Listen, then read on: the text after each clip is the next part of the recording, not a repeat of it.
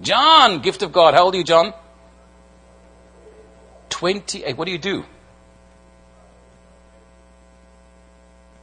You're a manager of... A what? Valero, like a gas station? All right, super. Are you married, in love, what? Okay, how children?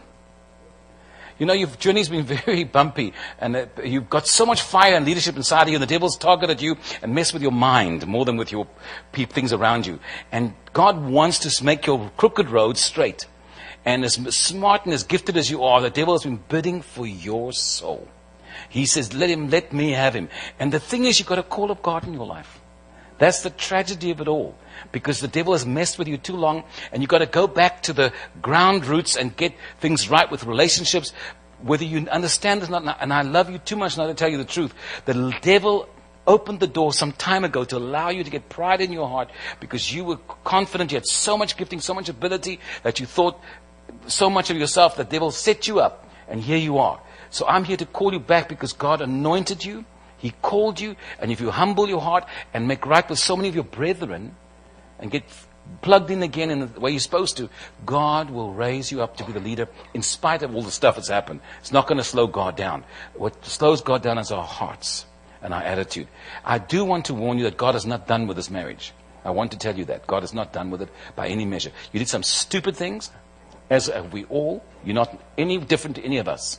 And God is going to rescue you and do the most amazing things. He's got a destiny. Your life will have a testimony. You were called to teach. You were called to preach. But you've got to walk the road first. That's God's plan for you. Don't let the devil steal from you. Don't let the devil steal you anymore. Because God's got a plan. Do you have a daughter? Is that what you have, a daughter? You have a princess. A woman of God that God has destined for you to train and to walk in the ways of God. If for no other reason, let it be for her and her destiny, because you're a vital link for God's plan in her life. Do you understand? And the only way it can happen is if you go God's way. And God's way is always down, never up. He lifts up the humble. He resists the proud. So if we humble our hearts, you watch what God will do. And sometimes getting relations with people, you don't even want to meet with them. It'll do the ways of God in your life so good, it'll make you strong. Do you understand? So you're born for destiny.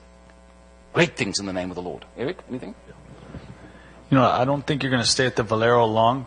I believe that I believe you're going to get a different job, and it may not have the same amount of salary or benefits, but there's a reason for it. You know, God's going to bring you around better company, better fellowship, and it's like you're working inside of an office. I see you with like crunching numbers or with charts, with stats. That's why I heard the word was stats.